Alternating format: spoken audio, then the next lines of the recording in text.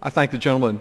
We need a new 21st century trade policy that encourages more trade without encouraging a race to the bottom in conditions for our workers and the quality of the air we breathe and the water we drink.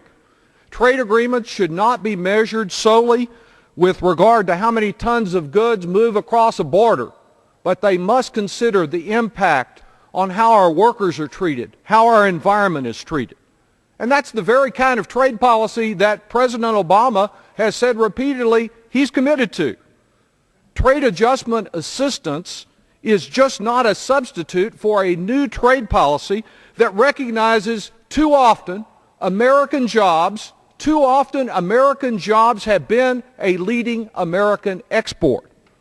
All three of these Bush-Cheney trade agreements are deficient, but this one in particular shows just how far those who think that the only thing that matters in trade policy is the volume of goods from one country to another to the exclusion of everything else, how that narrow view insists today that we must have totally free trade with the trade union murder capital of the world.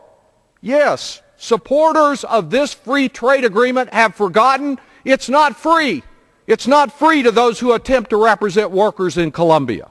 Last year, 49 trade union members were murdered in Colombia, and this year it's already up to 20.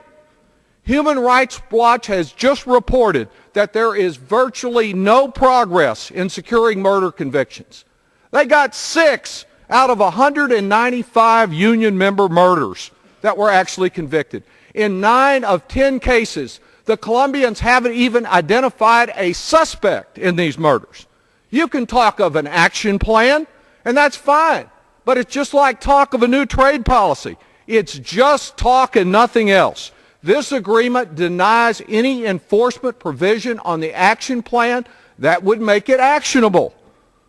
LULAC, the League of United Latin American Citizens, opposes this agreement, quite rightly calling for a new American trade policy that promotes living wages and sustainable jobs, encourages human rights, labor standards, and a healthy environment, not only here, but among each of our trading partners. Instead, today's agreement emplaces the principle that violence against the very people who make the goods being traded will be disregarded, will be overlooked, if only we can increase the trade volume of what they make. Reject this misguided agreement.